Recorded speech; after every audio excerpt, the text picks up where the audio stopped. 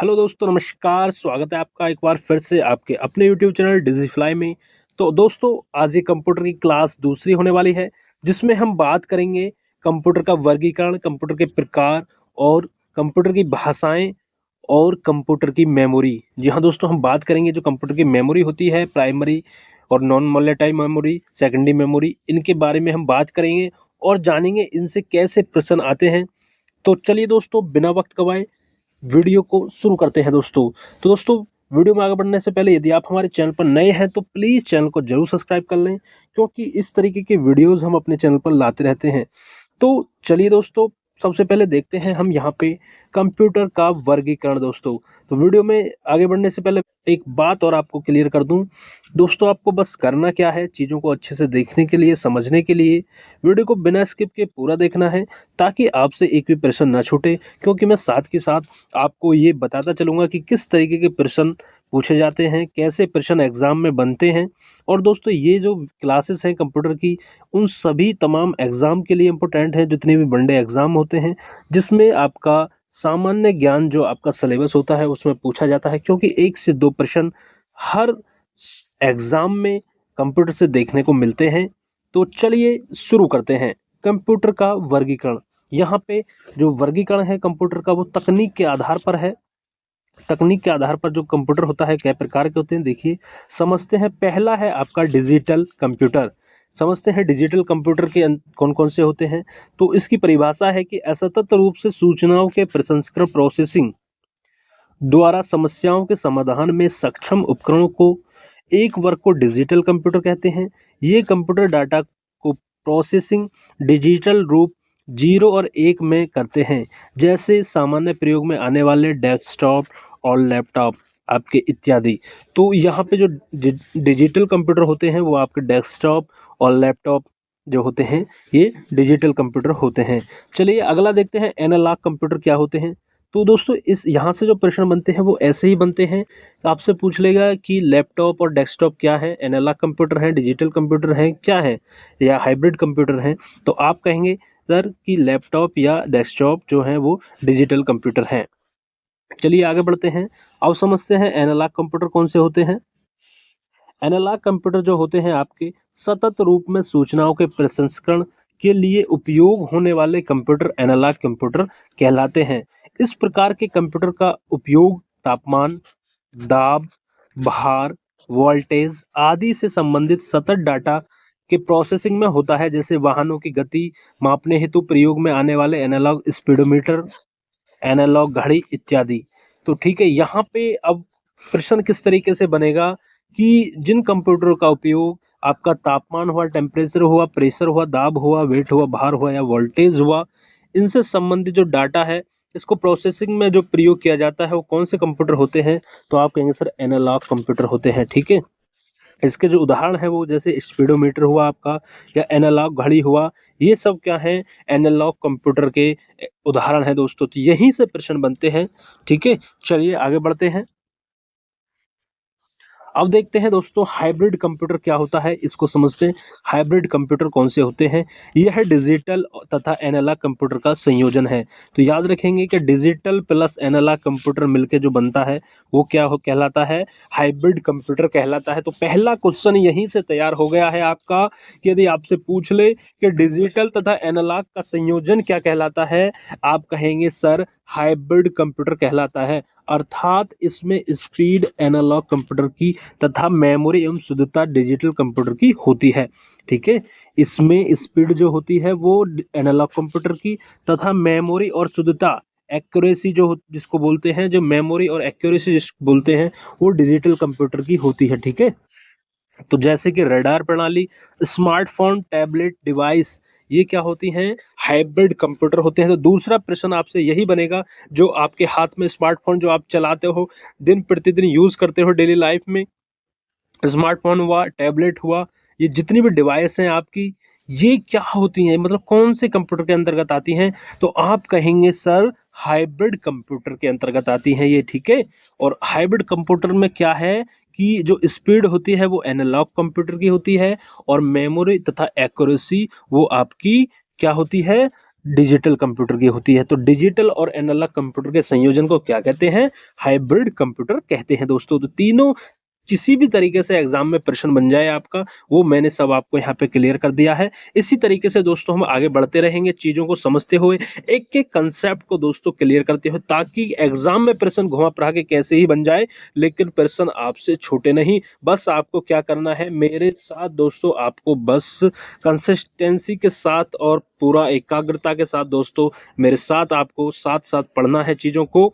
बस यही काम आपको अगले 25 से 30 मिनट तक करना है, और मैं गारंटी देता हूं दोस्तों, मात्र 2 से 3 वीडियोस में हम कंप्यूटर से जितने प्रश्न बनते हैं वनडे एग्जाम में, 2 से 3 प्रश्न जो बनते हैं वो यहां से दोस्तों आपके देखने को मिल जाएंगे। बस मेरे साथ बने रहें। चैनल पर नए हैं तो प्लीज चैनल को सब्सक्राइब करना ना भूलें। वीडियो पसंद आए तो वीडियो को लाइक शेयर करें, और जो भी आपके भाई बहन या साथ के दोस्त मित्र मिलने वाले, आपके सगे संबंधी जितनी भी तैयारी कर रहे हैं, उन तक इस वीडियो को जरूर पहुंचाएं।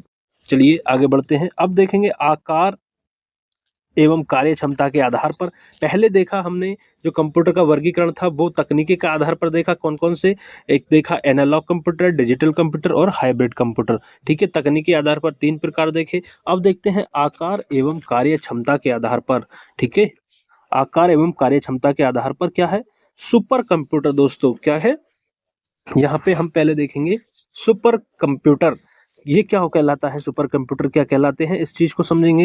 ये प्रदर्शन, परफॉर्मेंस एवं डाटा प्रोसेसिंग के आधार पर सबसे शक्तिशाली होते हैं। ठीक है, जैसा कि नाम से ही पता पड़ रहा है सुपर कंप्यूटर, तो क्या होता है? परफॉर्मेंस एंड डाटा प्रोसेसिंग के बेस पर सबसे शक्तिशाली होते हैं, तथा बड़े संस्थानों द्वारा उपयोग किए जाने वाले विशेषीकृत एवं विशेष कार्य करने वाले कंप्यूटर होते हैं। ठीक है, अब बात करें यहाँ पे 93 पेंटाफ्लॉप जो है, ये है वर्तमान का सबसे तेज सुपर कंप्यूटर है दोस्तों। तो ये अब वर्तमान में हाल है में नहीं है। तो अब आपको यहाँ पे एक कमेंट करके आपको बताना है कि वर्तमान का सबसे तेज सुपर कंप्यूटर कौन सा है। आपको कमेंट करके जरूर बताना है, गूगल पे सर्च करके बताना है कौन सा है। ठीक है, चलिए आगे बढ़ते हैं। भारत में कंप्यूटर एवं सुपर कंप्यूटर, ठीक है, इसको समझते हैं। भारत सांख्यिकी संस्थान, भारतीय सांख्यिकी संस्थान कलकत्ता में स्थापित HEC2M भारत में पहला कंप्यूटर था जिसे आयात किया गया था। ठीक है, कौन सा? HEC2M भारत में पहला कंप्यूटर था जिसे आयात किया गया था। वर्ष 1962 में भारत निर्मित पहला computer TIFRAC, Tata institute of fundamental research automatic calculator था। ठीक है, कौन सा? वर्ष 1962 में भारत निर्मित पहला कंप्यूटर जो था भारत निर्मित, वो कौन सा था? TIFRAC। इसका पूरा नाम क्या है? Tata institute of fundamental research automatic calculator. ठीक है, अब बात करते हैं यहाँ पे परम, पैरेलल मशीन। परम का पूरा नाम क्या है? आपसे एग्जाम में पूछ ले तो पैरेलल मशीन परम 8000, इसको देखते हैं। भारत का पहला सुपर कंप्यूटर था परम 8000, जिसे CDAC, centre for development of advanced computing द्वारा वर्ष 1990-91 में निर्मित किया गया था।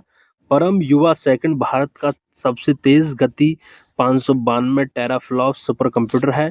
ठीक है, परम। अब दोस्तों ये जो भारत का सबसे तेज है, यहाँ पे बात करूं मैं भारत की, तो वर्तमान में कौन सा है सबसे तेज? परम सिद्धि है। परम सिद्धि है भारत का सबसे तेज कंप्यूटर, परम सिद्धि है। ठीक है, परम ईशान परम श्रेणी का हाल ही में प्रदर्शित सुपर कंप्यूटर, जो कि IIT गुवाहाटी तथा CDAC द्वारा निर्मित है। ठीक है, भारत की यदि वर्तमान में बात करूं, भारत का सबसे सुपर कंप्यूटर कौन सा है? परम सिद्धि है। चलिए आगे बढ़ते हैं। मेन फ्रेम कंप्यूटर क्या होता है, इसको समझते हैं। मेन फ्रेम कंप्यूटर ये आकार में बड़े तथा महंगे कंप्यूटर होते हैं, जो एक साथ हजारों उपयोगकर्ताओं को कार्य करने की सुविधा प्रदान करते हैं।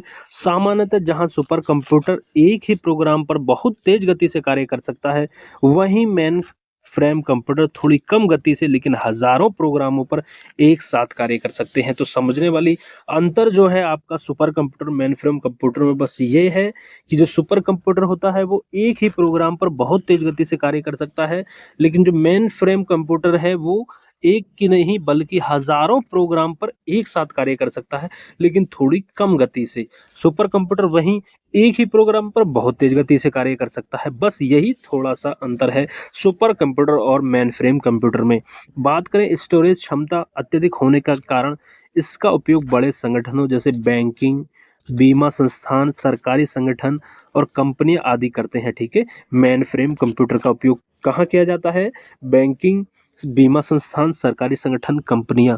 तो यहाँ से जो एक प्रश्न बन सकता है वो किस तरीके का बनेगा, मैं आपको समझाता हूँ।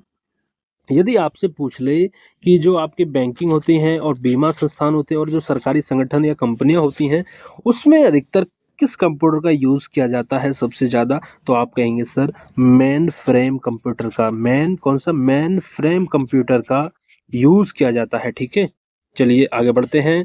मिनी कंप्यूटर को समझते हैं, क्या होता है मिनी कंप्यूटर? चलिए, मिनी कंप्यूटर का क्या है? मिनी कंप्यूटर, इसका उपयोग छोटी कंपनियों या फर्मों द्वारा किया जाता है। विशेष उद्देश्यों हेतु बड़ी कंपनियों के अलग अलग विभागों द्वारा भी इसका उपयोग होता है। ठीक है, मिनी कंप्यूटर जो है इसका उपयोग जो होता है वो छोटी कंपनियां फर्मों द्वारा किया जाता है। विशिष्ट इसका उद्देश्य बड़ी कंपनियों के अलग अलग विभागों द्वारा इसका उपयोग होता है। सामान्यतः इसे मिड रेंज कंप्यूटर भी कहा जाता है क्योंकि इनकी क्षमता सुपर कंप्यूटर तथा मेन फ्रेम कंप्यूटर से कम एवं पर्सनल कंप्यूटर, लैपटॉप आदि से अधिक होती है। ठीक है, तो जो मिनी कंप्यूटर होते हैं वो जो होते हैं आपके जो लैपटॉप वगैरह होते हैं, जो पर्सनल कंप्यूटर होते हैं, उससे क्षमता उनकी अधिक होती है मिनी कंप्यूटर की, और सुपर और मेन फ्रेम कंप्यूटर से कम होती है। तो इसलिए इनको मिड रेंज कंप्यूटर भी बोल दिया जाता है। ठीक है, कौन कौन से हैं? जैसे ये K202, IBM mid range computer इत्यादि हैं, मिनी कंप्यूटर के उदाहरण हैं ये। चलिए आगे बढ़ते हैं। माइक्रो कंप्यूटर को समझते हैं। माइक्रो कंप्यूटर क्या होता है?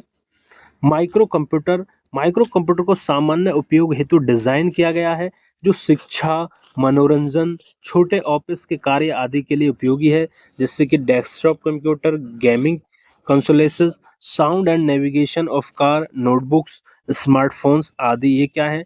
माइक्रो कंप्यूटर के उदाहरण हैं। ठीक है, अब जानेंगे दोस्तों हम कंप्यूटर की भाषाएं, लैंग्वेजेस ऑफ कंप्यूटर, जहां से प्रश्न बनते हैं उनको समझेंगे साथ के साथ।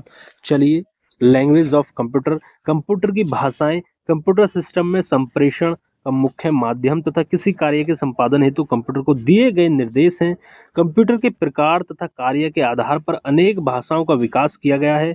कंप्यूटर की भाषाओं को मुख्यतः दो भागों में विभाजित किया गया है। ठीक है, कंप्यूटर के प्रकार तथा कार्य के आधार पर अनेक भाषाओं का विकास किया गया है और कंप्यूटर की भाषाओं को मुख्यतः दो भागों में विभाजित किया गया है। वो दो कौन कौन से भाग हैं उनको समझेंगे। तो पहला है लो लेवल लैंग्वेज। कौन सा? लो लेवल लैंग्वेज, निम्न स्तरीय भाषा। क्या है ये लो लेवल लैंग्वेज? क्या है? तो ये क्या है, इसको देखते हैं। ये मशीन कोड है जिनमें कंप्यूटर सिस्टम को 0 और 1 के रूप में निर्देश किए जाते हैं। इसका मुख्य कार्य हार्डवेयर और सिस्टम घटकों का संचालन, प्रबंधन और नियंत्रण करना है। ठीक है, तो जो निम्न स्तरीय भाषा है क्या है? ये एक मशीन कोड है। ठीक है, समझना अच्छे से दोस्तों मेरे साथ कि ये एक मशीन कोड है जो, ठीक है, जिनमें जिनमें कंप्यूटर सिस्टम को 0 और 1 के रूप में निर्देश किया जाता है। ठीक है, 0 और 1 के रूप में। ये क्या है 0 और 1? दोस्तों बाइनरी नंबर सिस्टम है। ठीक है, इसका मुख्य कार्य क्या है? मुख्य कार्य हार्डवेयर तथा सिस्टम घटकों का संचालन करना, प्रबंधन और नियंत्रण करना, ये इसका कार्य है मुख्य। ठीक है, अब बात करेंगे मशीनी भाषा, मशीनी लैंग्वेज के बारे में। क्या होती है? यह है प्रोग्रामिंग भाषा की सबसे निम्न और प्रारंभिक स्तर की सबसे पहले विकसित होने वाली भाषा है। मशीनी भाषा एकमात्र भाषा है जिसे कंप्यूटर सीधे समझता है। यह सामान्यतः हेक्साडेसिमल में लिखी जाती है। तो यदि आपसे प्रश्न बन जाए एग्जाम में कि यह बहुत कौन सी भाषा है जिसे कंप्यूटर सीधे समझता है, तो आप कहेंगे सर उसे बोलते हैं मशीनी भाषा। कौन सी बोलते हैं? मशीनी भाषा बोलते हैं उसे, जिसे कंप्यूटर सीधे समझता है और यह सामान्यतः हेक्साडेसिमल में लिखी जाती है। आगे बात करें, यह भाषा बाइनरी 0-1 का उपयोग कंप्यूटर को विद्युत सिग्नल में भेजने में करती है, जहां 0 विद्युत सिग्नल की अनुपस्थिति है तथा 1 विद्युत सिग्नल की उपस्थिति है। तो जीरो का क्या मतलब है यहाँ पे कि विद्युत सिग्नल की अनुपस्थिति है और तथा एक विद्युत सिग्नल की उपस्थिति को दर्शाता है। ठीक है, आगे बढ़ते हैं। अब बात करेंगे असेंबली लैंग्वेज। असेंबली भाषा क्या होती है? तो द्वितीय पीढ़ी की प्रोग्रामिंग भाषा जिसकी संरचना तथा अनुदेशकों के मध्य सेट मशीनी भाषा के समान होते हैं, लेकिन इसमें मशीनी भाषा में उपयोग होने वाले अंकों की जगह अंग्रेजी के शब्दों जैसे नामों तथा संकेतों का उपयोग किया जाता है। तो यदि आपसे प्रश्न बन जाए कि वह कौन सी भाषा है कंप्यूटर की जिसमें अंग्रेजी के शब्दों नामों तथा संकेतों का उपयोग किया जाता है, तो आप कहेंगे सर ऑप्शन में आ जाए तो असेंबली लैंग्वेज उसे बोलते हैं। ठीक है, असेंबली लैंग्वेज। साथ के साथ दोस्तों मैं बताता चलता हूँ, चीज़ों को नोट डाउन करते चलें, नोट्स बना लें, अपने शॉर्ट नोट्स बनाते चलें कि आपकी जो है असेंबली लैंग्वेज कौन सी हो गई जिसमें अंग्रेजी शब्दों नामों और संकेतों का उपयोग किया जाता है अंकों की जगह, उसको असेंबली लैंग्वेज कहते हैं। और बात करें मशीनी लैंग्वेज जिसे कंप्यूटर डायरेक्ट समझ सकता है, उसको कहते हैं मशीनी लैंग्वेज। और मशीनी लैंग्वेज जो होती है वो जीरो और एक बाइनरी नंबर सिस्टम पर होती है। ठीक है, अब बात करें यहाँ पे उच्च स्तरीय भाषाएं, हाई लेवल लैंग्वेजेस कौन सी होती हैं उसके बारे में बात करेंगे। अब तक जितनी हमने पढ़ी थी असेंबली भाषा, मशीनी भाषा, ये क्या थी? निम्न स्तरीय भाषाएं थी। अब देखेंगे दोस्तों उच्च स्तरीय भाषाएं कौन सी होती हैं कंप्यूटर की। उच्च स्तरीय भाषाएं कौन सी होती हैं? उच्च स्तरीय भाषाएं मूल रूप से प्रतीकात्मक भाषाएं हैं जिनमें अंग्रेजी शब्दों तथा गणितीय प्रतीकों का उपयोग किया जाता है। उच्च स्तरीय भाषाओं में दिए जाने वाले निर्देशों का मशीनी भाषा में अनुवाद किया जाता है ताकि कंप्यूटर उसे समझ सके। तो दोस्तों एक बात तो आपकी यहाँ पे क्लियर हो जाती है। क्या क्लियर हो जाती है कि कंप्यूटर कौन सी भाषा समझता है? यदि आपसे पूछेगा कोई भी तो आप कहेंगे सर मशीनी भाषा समझता है। तो जो उच्च स्तरीय भाषाएं क्या होती हैं, इसमें याद रखना जो उच्च स्तरीय भाषाएं होती हैं इसमें अंग्रेजी शब्दों का तथा गणितीय प्रतीकों का उपयोग किया जाता है। फिर क्या है, जो उच्च स्तरीय भाषाओं में दिए जाने वाले जो निर्देश हैं, निर्देशों का मशीनी भाषा में अनुवाद किया जाता है ताकि कंप्यूटर उसे समझ सके। तो उच्च स्तरीय भाषाएं समझी। अब देखेंगे प्रमुख उच्च स्तरीय भाषा वर्ग, इसको समझते हैं। प्रमुख प्रमुख कौन से होते हैं? तो बीजगणितीय फॉर्मूला प्रसंस्करण भाषाएं, एल्जेब्रिक फॉर्मूला, ये भाषाएं जो हैं गणितीय एवं सांख्यिकीय समस्याओं को सुलझाने में कंप्यूटर के उपयोग हेतु विकसित की गई हैं। जैसे BASIC बेसिक, फोर्टन, पीएल्फस, एल्गोल, ये क्या है? प्रमुख उच्च स्तरीय भाषा है।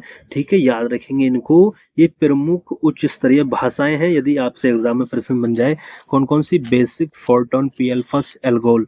ठीक है, और यहाँ पे दोस्तों एक प्रश्न इस तरीके से बनते हैं, मैं बताऊंगा किस तरीके से, कि आपसे पूछ लेगा BASIC जो भाषा है इसका पूरा नाम क्या है? बेसिक का पूरा नाम, तो आप कहेंगे sir beginners all purpose symbolic instruction code. ठीक है, beginners all purpose symbolic instruction code, ये बेसिक की फुल फॉर्म है। फोर्टोन की बात करें फॉर्मूला ट्रांसलेशन, और PL फर्स्ट की programming language version first, ALGOL की एल्गोरिथमिक लैंग्वेज, एल्गोरिथम लैंग्वेज। ठीक है, चलिए आगे बढ़ते हैं। व्यावसायिक डाटा प्रसंस्करण भाषाएं कौन सी हैं? ये भाषाएं डाटा प्रसंस्करण प्रक्रियाओं तथा फाइलों को संभालने में आने वाली समस्याओं से निपटने में कंप्यूटर को सक्षम बनाती हैं। कौन कौन सी हैं? ये देखिए अंतर है यहाँ पे। व्यावसायिक डाटा प्रसंस्करण भाषाएं कौन सी होती हैं? कोबोल और RPG। कोबोल कौन सी? कॉमन बिजनेस ओरिएंटेड लैंग्वेज को बोलते हैं कोबोल। और RPG report program generation, RPG बोलते हैं इसको। ठीक है, चलिए आगे बढ़ते हैं दोस्तों। चीजों को एक एक करके दोस्तों समझते रहें। थोड़ा दोस्तों सेशन जो है हमारा बोरिंग लग सकता है आपको, क्योंकि हम बिना रुके दोस्तों वास्तव में पढ़ाते हैं, लेकिन कोई बात नहीं, चलिए थोड़ा सा एंजॉय कर लेते हैं। अब यहाँ पे देखिए मैं आपको बता दूं, हम जो है कंप्यूटर को सीखते हैं डेली लाइफ में दोस्तों। जिसने जो ये बोलता है कि मुझे कंप्यूटर नहीं आता, तो एकदम गलत है ये बात कि आपको कंप्यूटर नहीं आता। एक्चुअली होता क्या है वास्तव में हमें पता नहीं होता, लेकिन हम डेली लाइफ में कंप्यूटर का यूज़ करते रहते हैं। अब कहेंगे सर कैसे यूज करते रहते हैं बताइए। तो जैसे मैं आपको बता दूं कि आप सभी लोग अब लगभग जब भी आप वीडियो देख रहे हो तो सभी कोई लैपटॉप पे देख रहा हो, लेकिन अधिकतर लोग जो है वो क्या है, वीडियो स्मार्टफोन पे देखते हैं या फिर आपका टैबलेट जो होता है उसमें देखते हैं। तो दोस्तों ये भी तो एक कंप्यूटर का ही भाग है, मैंने अभी बताया था। तो और कौन सा प्रकार है ये, तो इसको बोलेंगे सर मिनी कंप्यूटर के प्रकार हैं ये। और यदि बात करें तकनीकी के आधार पर तो ये हाइब्रिड कंप्यूटर के अंतर्गत आता है स्मार्टफोन, मैंने ही बताया। देखिए आपको अब इस तरीके से पता होना चाहिए कि जो हम यूज कर रहे हैं कंप्यूटर, वो कौन से प्रकार, कंप्यूटर का कौन सा प्रकार के अंतर्गत आता है। ठीक है, अब आपका ये क्लियर हो गया। फिर उसके बाद जो हम देखते हैं कि जो कंप्यूटर जैसे हम बोल रहे हैं उसको समझता कैसे है, डायरेक्ट थोड़ी समझता है। तो उसके लिए कंप्यूटर की अपनी एक लैंग्वेज है जिसको बाइनरी नंबर सिस्टम कहते हैं, जिसको हम आगे भी देखेंगे। तो 0 और 1 पे पूरा आप हम कुछ भी बोलें, वो 0 और 1 को समझता है। बस कंप्यूटर क्या समझता है, 0 और 1 को समझता है। और उसी को क्या कहते हैं, 0 और 1 को ही मशीनी भाषा कहते हैं। ठीक है, अब यहाँ पे फिर हमने भाषाएं की प्रकार जानी कि निम्न स्तरीय भाषाएं और उच्च स्तरीय भाषाएं, और उनसे कैसे प्रश्न आपसे बनेंगे ये जाना। तो ये कहना गलत होगा कि कंप्यूटर हमें नहीं आता दोस्तों, कहीं ना कहीं आप कंप्यूटर का यूज करते ही रहते हो अपने डेली लाइफ में। इसलिए आपसे यदि कोई पूछेगा कि कंप्यूटर आता है नहीं आता, तो आप बिल्कुल नहीं कहेंगे कि मुझ पे नहीं आता। ठीक है, आप कंप्यूटर तुम पे आता है। चलिए अगला पॉइंट पढ़ते हैं अब यहाँ पे। स्ट्रिंग और लिस्ट प्रोसेसिंग। स्ट्रिंग और लिस्ट प्रोसेसिंग भाषाएं क्या होती हैं, इनको समझते हैं। इन भाषाओं का उपयोग स्ट्रा ऑपरेशन में होता है, जिसमें पैटर्न सर्च तथा वर्णों को सम्मिलित करना और हटा देना शामिल है, जैसे LISP list processing, Prolog program in logic. और ये अगला पॉइंट है ऑब्जेक्ट आधारित प्रोग्रामिंग भाषाएं क्या होती हैं, इनको समझते हैं। ऑब्जेक्ट आधारित प्रोग्रामिंग भाषाएं कौन सी होती हैं। ऑब्जेक्ट ओरिएंटेड प्रोग्राम भाषा एक ऐसी भाषा है जो एक्शन के बजाय ऑब्जेक्ट तथा तर्क के बजाय डाटा को ध्यान में रखकर प्रोग्राम की जाती है, जैसे C++, जावा। ठीक है, तो आपसे यदि एग्जाम में प्रश्न आ जाए कि जो C++ है और जावा है वो क्या कौन सी भाषाएं हैं, आप कहेंगे sir object oriented programming languages हैं C++ और जावा। और दृश्य प्रोग्राम भाषा विजुअल प्रोग्रामिंग लैंग्वेज कौन सी होती है, एक प्रोग्रामिंग भाषा जो प्रोग्राम को विकसित करने के लिए चित्रात्मक तत्वों, ग्राफिकल एलिमेंट्स तथा आकृतियों का उपयोग करती है, जैसे कोडू और आपका MIT ऐप इन्वेंटर। कोडू जो है आपकी वो कौन सी है, विजुअल प्रोग्रामिंग लैंग्वेज है, याद रखेंगे। कोडू जो है आपकी विजुअल प्रोग्रामिंग लैंग्वेज का उदाहरण है। C++ और जावा आपकी ऑब्जेक्ट ओरिएंटेड प्रोग्रामिंग लैंग्वेज का उदाहरण है। अब यहाँ पे जानेंगे दोस्तों कंप्यूटर भाषा अनुवादक, कंप्यूटर लैंग्वेज ट्रांसलेटर। ठीक है, इसको जानेंगे कंप्यूटर भाषा अनुवादक किस तरीके से वर्क करता है और कौन कौन से होते हैं। तो ट्रांसलेटर है, एक तरफ कार्य है और एक तरफ उसके तथ्य हैं। तो असेंबलर समझते हैं। असेंबलर, पहला असेंबलर कंप्यूटर भाषा अनुवादक है, पहला असेंबलर। कार्य क्या है इसका, असेंबली भाषा को मशीनी कोड में परिवर्तित करता है। ठीक है, असेंबली भाषा को मशीनी कोड में परिवर्तित करता है। ठीक है, जो असेंबली लैंग्वेज पढ़ी थी उसको मशीनी भाषा में कौन परिवर्तित करता है, कंप्यूटर के समझने के लिए असेंबलर। असेंबलर में इनपुट को सोर्स कोड कहते हैं तथा आउटपुट को ऑब्जेक्ट कोड कहते हैं। ठीक है, याद रखेंगे। असेंबलर में जो आप इनपुट देते हो उसको क्या कहते हैं, सोर्स कोड कहते हैं, और जो आउटपुट हमें प्राप्त होता है उसको ऑब्जेक्ट कोड कहते हैं। ठीक है, असेंबलर का कार्य समझ लिया, जो असेंबली लैंग्वेज को आप मशीनी लैंग्वेज में परिवर्तित करता है। अब समझते हैं कंपाइलर, ये भी कंप्यूटर भाषा अनुवादक है। कंपाइलर को समझते हैं क्या होता है। जो आपका कंपाइलर होता है उच्च स्तरीय भाषा को निम्न स्तरीय भाषा में परिवर्तित करता है। ठीक है, और यह पूरे प्रोग्राम के अनुवाद को एक ही बार में पूर्ण करता है तथा अनुवाद के क्रम में पाई गई गलतियां को भी एक साथ बताता है। यह तीव्र गति से अनुवाद करता है, डिबगिंग मुश्किल होती है, ज्यादा मेमोरी उपयोग करता है। ठीक है, तो कंपाइलर की जो कार्य है वो क्या है, ये जो उच्च स्तरीय लैंग्वेज है उसको लो स्तर की, जो निम्न स्तर की भाषा में परिवर्तन करना, ये कंपाइलर का कार्य है। ठीक, और ये क्या करता है, पूरे प्रोग्राम के अनुवाद को एक ही बार में पूर्ण करता है तथा जो अनुवाद में क्रम में पाई गई गलतियां हैं उनको एक साथ बताता है और तीव्र गति से अनुवाद करता है और ज्यादा मेमोरी का उपयोग ये करता है। कंपाइलर। ठीक है, दोनों ही क्या है, भाषा अनुवादक हैं, याद रखेंगे। अब बात करेंगे इंटरप्रेटर।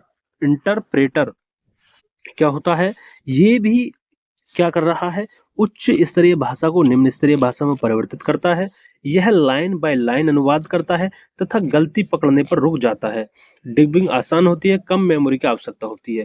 तो इंटरप्रेटर क्या कर रहा है, ये कार्य तो यही कर रहा है कंपाइलर वाला, कि उच्च स्तरीय भाषा को निम्न स्तरीय भाषा में बदल रहा है। लेकिन कंपाइलर क्या करता है, पूरे अनुवाद को एक साथ अनुवाद करता है, पूरे पैराग्राफ को। लेकिन इंटरप्रेटर क्या कर रहा है, वहां पर लाइन बाय लाइन अनुवाद कर रहा है, और गलती जैसे पकड़ेगा तो वो वहीं रुक जाएगा। लेकिन जो कंपाइलर होता है वो एक साथ बताता है गलतियों को। ठीक है, ये इसमें डिबगिंग आसान होती है। और जहां पे कंपाइलर अधिक मेमोरी आवश्यकता होती है कंपाइलर को, यहाँ पे इंटरप्रेटर को कम मेमोरी की आवश्यकता होती है। कंपाइलर को क्या होती है, अधिक आवश्यकता होती है। तो इन चीजों को तीनों को हमने समझा कि इंटरप्रेटर क्या कर रहा है, कंपाइलर क्या कर रहा है, और आपका जो तीसरा जो सबसे पहला था असेंबलर, ये क्या क्या करते हैं और क्या क्या इनमें डिफरेंस है, तीनों को जाना हमने। कंप्यूटर भाषा अनुवादक है यदि आपसे पूछ ले, लेकिन अलग अलग तरीके से प्रश्न बनते हैं। कैसे बनते हैं कि पूरे प्रोग्राम को एक साथ एक बार में पूर्ण करता है, वो क्या कहलाता है, कंपाइलर कहलाता है। ठीक है, और जिसमें इनपुट कोड और जो असेंबली भाषा को मशीनी भाषा में परिवर्तित करता है, उसे क्या कहते हैं, आप कहेंगे सर असेंबलर कहते हैं उसे। तो इस तरीके के यहाँ से प्रश्न बनते हैं।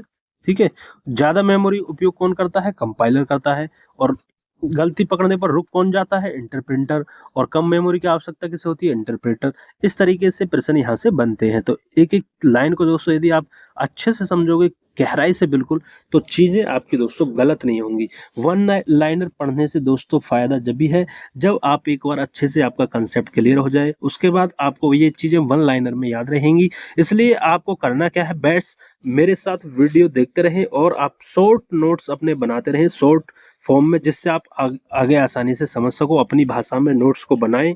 बस यही आपको करना है, और उन्हीं नोट्स को बार बार रिवाइज करते रहें। और जब आपको लगे कहीं गलती हो गई है मुझसे, या कैसी छूट जाए कुछ आपसे लिखने में, तो आप वीडियो को पॉज करके या वापस वीडियो को देख सकते हैं बैक करके। बस ये करना है आपको, और चैनल के साथ जुड़ जाना है। चलिए आगे इन कंप्यूटर की संरचना समझते हैं। आर्किटेक्चर ऑफ कंप्यूटर, कंप्यूटर के मुख्य तीन अवयव होते हैं। कौन कौन से, कंपोनेंट जिसको बोलते हैं इंग्लिश में अवयव, कंपोनेंट जिसको बोलते हैं वो तीन होते हैं, input output unit, central processing unit, और आपका तीसरा कौन सा होता है, ALU अर्थमेटिक लॉजिक यूनिट। चलिए इनको एक एक करके देखते हैं। इनपुट यूनिट क्या होती है, इनपुट यूनिट कोडेड डाटा को प्रोसेसर को भेजता है, तथा आउटपुट यूनिट प्रोसेस्ड रिजल्ट को यूजर को उपलब्ध कराता है। सेंट्रल प्रोसेसिंग यूनिट CPU बहुत ही इंपॉर्टेंट है। CPU है कंप्यूटर का मस्तिष्क होता है। ठीक है, कंप्यूटर का मस्तिष्क होता है CPU। कई बार यहाँ से प्रश्न बना है एग्जाम में कि कंप्यूटर का दिमाग, कंप्यूटर का ब्रेन, कंप्यूटर का मस्तिष्क किसे कहते हैं, CPU को कहते हैं। और दूसरा प्रश्न कैसे बनता है यहाँ से कि CPU की फुल फॉर्म क्या होती है, आप कहेंगे sir central processing unit. Central processing unit CPU की फुल फॉर्म होती है। इसे प्रोसेसर या माइक्रो प्रोसेसर भी कहते हैं। ठीक है, याद रखेंगे CPU को क्या कहते हैं, प्रोसेसर भी कहते हैं, और क्या कहते हैं, प्रोसेसर भी कहते हैं, और माइक्रो प्रोसेसर भी कहते हैं। और कंप्यूटर का मस्तिष्क तो ब्रेन तो कहते ही है। ठीक है, इसका कार्य दिए गए निर्देशों के अनुसार इनपुट डाटा को प्रोसेस करना है। इस क्रम में है डाटा का गणितीय एवं तार्किक ऑपरेशन संचालित करता है, तथा कंप्यूटर के विभिन्न भागों के कार्यों को नियंत्रित भी करता है। इसकी गति को MIPS में मापा जाता है। ठीक है, इसके मुख्यतः तीन भाग होते हैं, इसको भी देखते हैं कौन से होते हैं। तो सबसे पहले हम ये जान लें, MIPS की फुल फॉर्म यहाँ पे जान लें, कई बार पूछा गया है, मिलियन इंस्ट्रक्शन पर सेकंड। ठीक है, इसकी गति को MIPS में मापा जाता है, जो कि होती है मिलियन इंस्ट्रक्शन पर सेकंड। मतलब एक सेकंड में ये मिलियन इंस्ट्रक्शन पर सेकंड की गति से में मापा जाता है इसकी गति को। और इसके मुख्यतः तीन भाग होते हैं, कौन कौन से होते हैं इनको समझते हैं। पहला है आपका ALU अर्थमेटिक लॉजिक यूनिट, दूसरा है CU कंट्रोल यूनिट, और तीसरा है मेमोरी यूनिट, जिसे रजिस्टर्स कहते हैं। ठीक है, एक एक करके समझते हैं तीनों भागों को। क्या होता है ALU, क्या होती है ALU, पूरा नाम पूछा जाता है एग्जाम में, क्या होता है पूरा नाम? Arithmetic logic unit. ठीक है, एएलयू का पूरा नाम अर्थमेटिक लॉजिक यूनिट होता है, आप भूलना नहीं, एग्जाम में कई बार पूछा गया है। आगे, यह एक गणितीय, मैथमेटिकल तथा तार्किक लॉजिकल ऑपरेशन संचालित करता है। ठीक है, दूसरा प्रश्न जो आपसे बनेगा वो किस तरीके का बनेगा कि आपसे पूछेगा कि जो गणितीय तथा जो मतलब मैथमेटिकल तथा लॉजिकल ऑपरेशन जो संचालित करता है वो कौन करता है? आप कहेंगे sir ALU, arithmetic logic unit. देखिए नाम से ही पता पड़ रहा है, अर्थमेटिक मतलब गणितीय और लॉजिक मतलब तार्किक। ऑपरेशन जो संचालित करता है वो एएलयू करता है। अब बात करें आगे, सीयू कंट्रोल यूनिट क्या है? सीयू क्या है? यह माइक्रो प्रोसेसर में निहित निर्देश समूह को लागू करता है। यह मेमोरी से निर्देशों को प्राप्त कर उन्हें डिकोड करता है तथा निर्देशानुसार कार्य का निष्पादन एवं जरूरत पड़ने पर एएलयू को आवश्यक कार्रवाई हेतु निर्देश भेजता है। ये आपका कंट्रोल यूनिट का कार्य हो गया। ठीक है, रजिस्टर मेमोरी यूनिट किसे बोलते हैं? यह प्रोसेसर में अस्थायी डाटा स्टोरेज एरिया होते हैं जो प्रोसेस होने वाले डाटा को संभालने का कार्य करते हैं। यही डाटा कंट्रोल यूनिट द्वारा आगे उपयोग किया जाता है। रजिस्टर में नया डाटा लिखने के साथ ही पुराना डाटा समाप्त हो जाता है। ठीक है, याद रखेंगे, जो मेमोरी यूनिट है उसमें नया डाटा लिखने के बाद ही पुराना डाटा समाप्त हो जाता है। ठीक है, ये होगा मेमोरी यूनिट। अब समझेंगे मेमोरी यूनिट क्या होता है। मेमोरी कंप्यूटर में आंतरिक स्टोरेज एरिया होते हैं जो डाटा तथा निर्देशों को स्टोर करता है। आपने पढ़ा होगा कितनी रैम है कितनी रोम है, आपने देखा होगा जब जो फोन है, अब देखा ना है कि 6 128 8 128 या 16 256 ऐसे 8 256 जो होती हैं, मतलब रैम और रोम जो होती हैं, ये क्या होती हैं? मेमोरी तो होती हैं। तो यहाँ से जो प्रश्न बनते हैं और क्या होती हैं ये, इसको समझेंगे हम। ठीक है, यहाँ पे ये डायग्राम दिया हुआ चार्ट, जो सेंट्रल प्रोसेसिंग यूनिट सीपीयू का क्या है, एक तरफ एएलयू है, एक बार सीयू और एक मेमोरी यूनिट है। ठीक है, इसको समझ लेते हैं। सीपीयू के कौन कौन से? एएलयू, सीयू और memory unit. Arithmetic logic unit, control unit और मेमोरी यूनिट कौन कौन सी? रोम, रैम और कैश। इनपुट हुआ, यहाँ पे प्रोसेसिंग हुई और फिर हमें आउटपुट मिला। ठीक है, ये यहाँ पे इतना थोड़ा सा समझाया गया है। चलिए आगे बढ़ते हैं। स्टोरेज बोलते हैं जो मेमोरी होती है, तो कंप्यूटर मेमोरी यह स्टोरेज डिवाइस होती है जहां डाटा तथा प्रोग्राम को स्थायी या अस्थायी रूप में स्टोर किया जाता है। मेमोरी मुख्यतः दो प्रकार की होती है, इसको समझते हैं। मेमोरी मुख्यतः किस प्रकार की होती है? दो प्रकार की। कौन कौन से प्रकार हैं? प्राथमिक मेमोरी, जिसको प्राइमरी मेमोरी कहते हैं। पहला क्या होगा? प्राथमिक मेमोरी। और दूसरा है द्वितीयक मेमोरी, सेकेंडरी मेमोरी। ठीक है, दो प्रकार होते हैं मेमोरी के, ये पता चला। अब यहाँ पे हम देखेंगे प्राथमिक मेमोरी क्या होती है।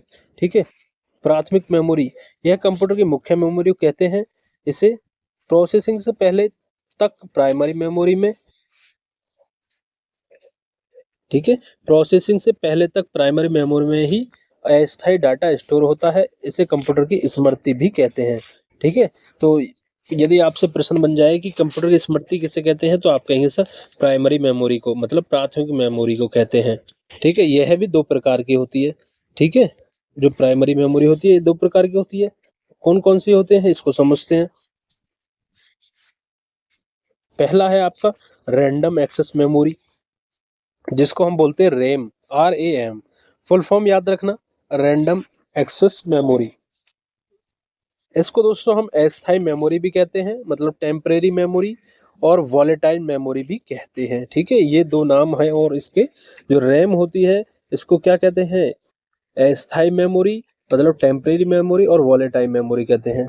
और दूसरा प्रकार क्या है? रीड ओनली मेमोरी, जिसको रोम बोलते हैं, read only memory. Full form याद रखना, इसका उपयोग स्थायी प्रोग्राम को स्टोर करने में होता है।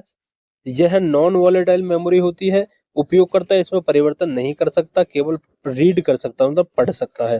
ठीक है, जो रोम होती है केवल रीड ओनली, देखिए नाम से ही पता पड़ रहा है, रीड ओनली मेमोरी, इसको केवल पढ़ सकता है। और ये जो होती है, जो आपकी रोम होती है, वो आपकी स्थायी प्रोग्राम को स्टोर करने में इसका प्रयोग किया जाता है, रोम को। और जो रैम होती है वो आपकी अस्थायी मेमोरी होती है, जिसको टेम्परेरी बोला जाता है इंग्लिश में, और वॉलेटाइल मेमोरी बोलते हैं। ठीक है, इसको नॉन वॉलेटाइल बोलते हैं। ठीक है, रोम को। ठीक है, अब बात करेंगे द्वितीयक मेमोरी जो होती है। सेकेंडरी मेमोरी किसे कहते हैं? ठीक है। इसे सहायक मेमोरी, एक्सिलरी मेमोरी या स्थायी मेमोरी भी कहते हैं। ठीक है, सेकेंडरी मेमोरी, स्थायी मेमोरी, यह अत्यधिक डाटा को स्टोर कर सकती है तथा कंप्यूटर के बंद होने पर भी उसे बनाए रखती है। ठीक है, अब यहाँ पे समझेंगे एक डायग्राम द्वारा मेमोरी का वर्गीकरण यहाँ पे दिया हुआ है, इसको समझेंगे। ठीक है, memory types and storage devices. ठीक है, ये है प्राइमरी मेमोरी, दो प्रकार की होती है मुख्यतः, प्राइमरी और सेकेंडरी। ठीक है, ये होती है। और प्राइमरी मेमोरी भी होती है जो आपकी, वो दो प्रकार की होती है, वोलेटाइल, नॉन वोलेटाइल। तो नॉन वोलेटाइल कौन सी होती है? रोम, रोम होती है। और जो इसके और प्रकार है जैसे पी रोम हुआ, ई प्रोम हुआ, ई प्रो रोम, ई प्यूरी रोम हुआ। ठीक है, erasable, programmable, read only memory, इस तरीके से इनके जो दोस्तों वो है आपका, मैं बता दूं, फुल फॉर्म भी पूछे जाते हैं। इनको भी हम आगे आने वाली वीडियो में कवर करेंगे दोस्तों, एक वीडियो में फुल फॉर्म को कवर करेंगे। और जो वॉलेटाइल होती है वो रजिस्टर जैसे कैश मेमोरी होती हैं, और रैम जैसे S RAM, D RAM, S D RAM, ED, flash RAM, ये क्या है? वॉलेटाइल मेमोरी है। और सेकेंडरी मेमोरी जो होती हैं, कौन सी होती है? Magnetic memory, optical memory. जैसे मैग्नेटिक मतलब S D tape, zip disk, F D D, C D ROM, C D drive, C D DVD, ये क्या होती हैं? आपकी सेकेंडरी मेमोरी होती हैं, जो कि ऑप्टिकल मेमोरी के अंतर्गत आती हैं।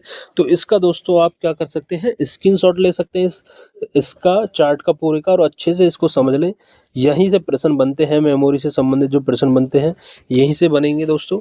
चलिए आगे बढ़ते हैं अब। कैश मेमोरी क्या होती है? मुख्य मेमोरी तथा सीपीयू, कई बार प्रश्न पूछा गया है। मुख्य मेमोरी तथा सीपीयू के बीच स्थित मेमोरी, जो मुख्य मेमोरी के डाटा ट्रांसफर दर तथा सीपीयू की अत्यधिक प्रोसेसिंग स्पीड के बीच संतुलन स्थापित करती है, उसे कैश मेमोरी कहते हैं। ठीक है, वर्चुअल मेमोरी क्या होती है, इसको समझते हैं। यह एक अस्थायी मेमोरी है जो ऑपरेटिंग सिस्टम द्वारा उस समय प्रयोग में लाई जाती है जब किसी प्रोग्राम को रन करते समय वास्तविक रूप से उपलब्ध मेमोरी का अभाव हो जाता है। ऐसी स्थिति में ऑपरेटिंग सिस्टम रैम से प्रोग्राम को कुछ देर के लिए हार्ड डिस्क में सेव कर लेता है। ठीक है, अब मेमोरी का मापन है यहाँ पे, और यहाँ से प्रश्न पूछे जाते हैं। चलिए इनको अच्छे से देखें। जो होता है एक बिट, जो होती है, जो एक बिट होता है वो 0 और 1, देखिए मैंने बताता है बाइनरी वैल्यू 0 और 1, जो मशीनी लैंग्वेज है कंप्यूटर समझता है। एक बाइट बराबर क्या होता है? 8 बिट्स होते हैं। एक किलोबाइट, जिसको केबी बोलते हैं शॉर्ट फॉर्म में, एक केबी में 1024 बाइट होती हैं। 1024 बाइट्स होते हैं एक केबी में। और एक एमबी, मेगाबाइट, जिसको बोलते हैं 1000 केबी होती हैं किलोबाइट। ठीक है, यहाँ से प्रश्न बनते हैं दोस्तों। ये प्रश्न आपने कहीं ना कहीं देखे होंगे, और इसको समझते देखा ना कि आपके सब मूवी वगैरह डाउनलोड या सॉन्ग वगैरह जो डाउनलोड करते हो, पूछते हो अरे कितने एमबी में है या कितने केबी की स्पीड आ रही है। ठीक है, तो वो ये वही है। ठीक है, एमबी का मतलब क्या हुआ? एमबी का मतलब मेगाबाइट, केबी का मतलब किलोबाइट, बी का मतलब बाइट। तो एक बाइट में 8 बिट्स याद रखेंगे। और एक एक एमबी में 1024, एक गीगाबाइट में, एक जीबी में 1024 एमबी, और एक टीबी, एक टेराबाइट में 1024 जीबी होते हैं। ठीक है, इस तरीके से इनको अच्छे से तैयार कर लें, और यहाँ से प्रश्न बनते हैं घुमा फिरा के, बस इसको देखें अच्छे से। चलिए आगे।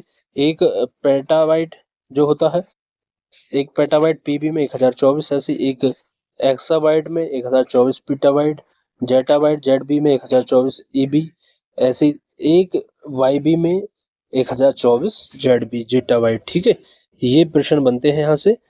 चलिए आगे बढ़ते हैं। डाटा निरूपण तथा नंबर सिस्टम, दोस्तों यहाँ से जो प्रश्न बनता है और जो नंबर सिस्टम से प्रश्न बनता है वो क्या है? न्यूमेरिकल प्रश्न बनते हैं। उनको समझेंगे हम अगली वीडियो में, एक वीडियो स्पेशली नंबर सिस्टम पर लाएंगे अलग से दोस्तों, इसलिए यहाँ पे कुछ खास है नहीं यहाँ पे ये। ठीक है, बस इसको समझाया गया थोड़ा सा कि बाइनरी कौन से होते हैं, 2, 0 और 1, ऑक्टल कौन से होते हैं, 8, 0, 1, 2, 3, 4, 5, 6, डेसिमल 10 होते हैं, वो कौन कौन से डिजिट होते हैं, हेक्साडेसिमल में कौन से होते हैं, ये समझाया गया है। ठीक है, यहाँ से प्रश्न आपको कम देखने को मिलेंगे। इसके लिए नंबर सिस्टम से अलग से एक वीडियो आएगी दोस्तों, वहाँ पे चीज़ों को समझेंगे। और दोस्तों मैं आपको बता दूं, जो नंबर सिस्टम वाली वीडियो है वो उसके लिए इम्पोर्टेंट है जहाँ सिलेबस में अलग से, मतलब कंप्यूटर, जैसे कंप्यूटर 20 नंबर का आएगा, या 10 नंबर का आएगा या 25 नंबर का आएगा या 5 नंबर का आएगा, तो वहां पे नंबर सिस्टम से जो सवाल बनता है, लेकिन वैसा सवाल यहाँ पे नहीं बनता कैलकुलेशन वाला सामान्य ज्ञान में। ठीक है, तो इसका अलग से हम पढ़ेंगे इसको, नंबर सिस्टम को।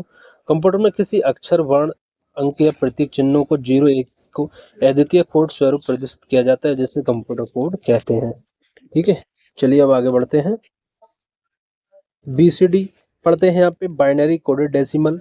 ठीक है, ये सब क्या है, ये वही है जो मैं आपको बताया नंबर सिस्टम से। अब देखते हैं यहाँ पे दोस्तों इस वीडियो का अंतिम पॉइंट क्या है, टॉपिक यूनिकोड। यह मानक विभिन्न प्लेटफॉर्मों, डिवाइसों, एप्लीकेशनों या विभिन्न कंप्यूटर भाषाओं में किसी अक्षर को निरूपित करने के लिए एक अद्वितीय संख्या प्रदान करता है। यह डाटा निरूपण के लिए 8, 16 या 32 बिट का प्रयोग करता है। ठीक है, इसको बोलते हैं यूनिकोड। ठीक है दोस्तों, ये थे दोस्तों आज के प्रश्न आज की वीडियो में, और चीजों को हमने समझा एक एक करके, कंसेप्ट को देखा सभी का, और किस तरीके से प्रश्न बनते हैं इन सबको जाना हमने इस वीडियो में। तो दोस्तों वीडियो कैसी लगी, वीडियो पसंद आई हो तो दोस्तों वीडियो को लाइक शेयर जरूर करें। दोस्तों मिलते हैं अगली वीडियो में कंप्यूटर की ऐसी ऐसी नई जानकारी के साथ, तब तक के लिए जय हिंद जय भारत दोस्तों।